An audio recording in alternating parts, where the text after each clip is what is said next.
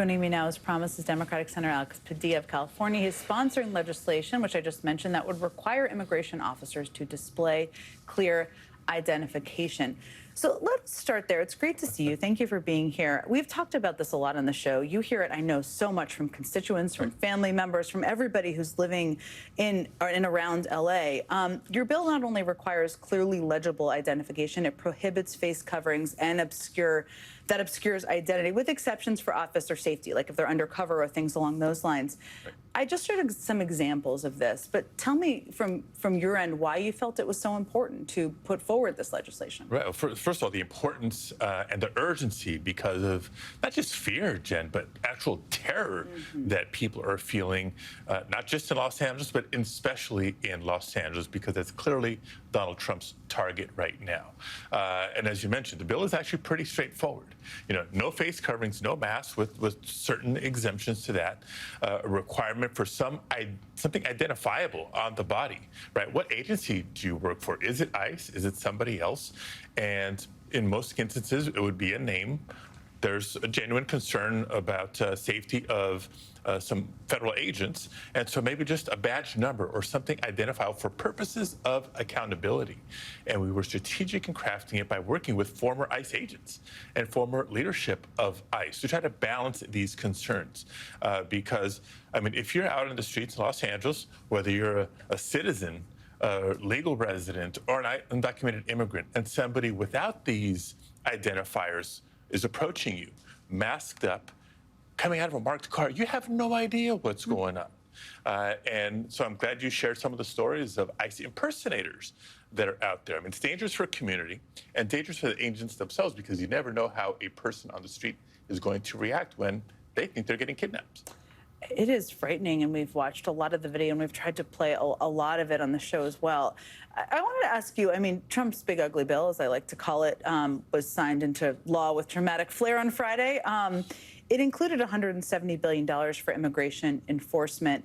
And we've heard over and over again Republicans and Trump administration officials defend this as saying they're going after the criminals. They're going after the criminals. And we are anti-gaslighting here, so we want to unpack this. But I want to play you something Stephen Miller said about this, which kind of, I think, is quite telling what they're after. Let's play it. What has it done to our schools? What has it done to our hospitals? What has it done to just traffic in our cities?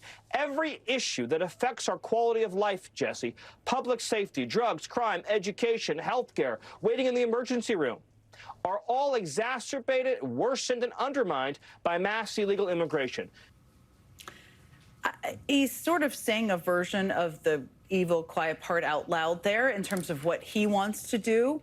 What concerns do you have about what they could do with this money? Yeah, I mean, first of all, talk about grievance, right? Yeah. And it's part of the cruelty of the bill. For all the focus there was, rightfully so, on the cuts to health care, cuts to the social safety net, all the cuts in the federal budget, nutrition assistance programs to fund tax breaks for billionaires, right? Overlooked in all of that was the one area of the federal budget that saw significant increases. ICE, not just immigration, detentions, enforcement, deportations, but the scaling up of ICE to be the largest federal law enforcement agency in the land in short order without a change in policy. So all this cruelty that you're seeing is not just going to be scaled up. When people ask me, what does the budget mean for immigration enforcement? It's more of the same, if not actually worse, is sadly the track that we're going on. So we need these measures like the identifiable markers and the no masks for ICE, and hopefully the information that we can get through our oversight to truly target the enforcement actions at the dangerous, violent criminals. I've said it before and I'll say it again. If that was truly the target, we wouldn't be having this debate. There would be no disagreement. But because the vast majority of the folks being detained, deported, many without due process, being the same essential workers that the first Trump administration recognized at the outset of the COVID-19 pandemic. That's the cruel irony, and it's only a matter of time before we all start literally paying the price in so many sectors of the economy. Well, let me just ask you. I mean, yesterday, armed federal officials, we've talked about this, my colleague Chris Hayes just talked about this, descended on a mostly empty MacArthur Park in Los Angeles. There have been no information from DHS about whether they arrested anyone, if they had a video camera and a video person with them.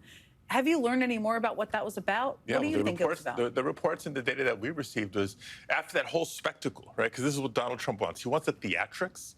He wants to send the message and escalate the terror that people are feeling.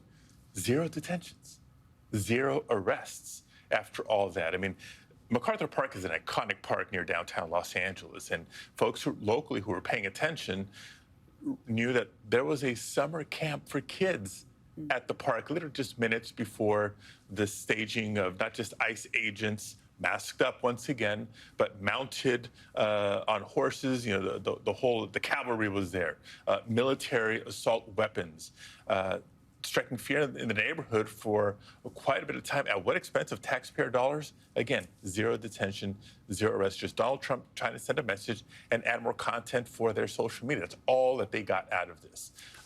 Taxpayers are footing the bill. We're waiting for the slick video, and I hate to predict that, but that's what we're all waiting for. Senator Padilla, thank you for being here. Thank you for continuing to shine a light on the overreach, the extreme tactics, and the cruelty of what's happening. We will continue to, and I hope you'll come back. Thank you so much again.